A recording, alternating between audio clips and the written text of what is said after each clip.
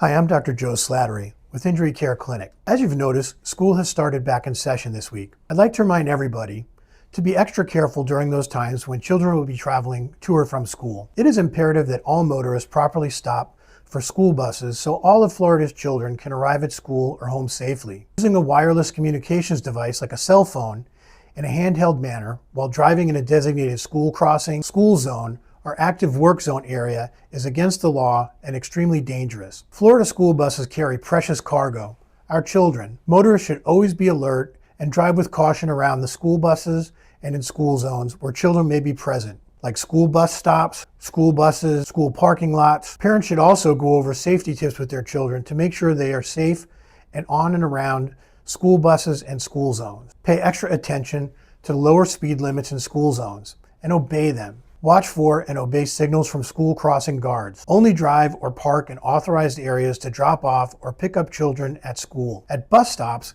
children should wait in a safe place away from the road. Never sit on the roadway or curb while waiting for your bus. In 2020, there are almost 3,000 crashes involving school buses. Florida school buses carry precious cargo, our children.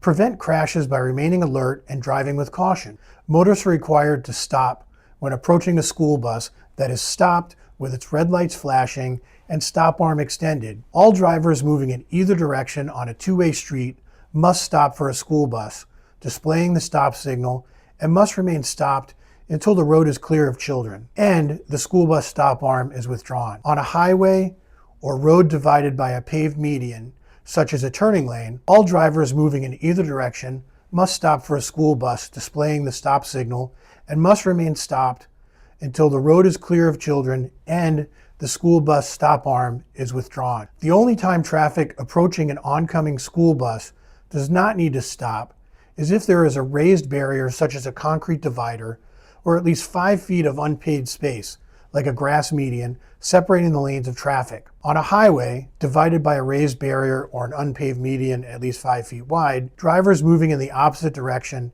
do not need to stop for the bus. Painted lines or pavement markings are not considered barriers. However, these motorists should slow down and watch for students loading or unloading from the bus. Also a reminder that with school starting, there is an increase in the traffic congestion each morning. This can lead to an increase in the number of crashes. If you've been in the misfortune of being involved in a motor vehicle crash, resulting in injury, reach out to us at Injury Care Clinic, the obvious best choice for your automobile crash injury treatment.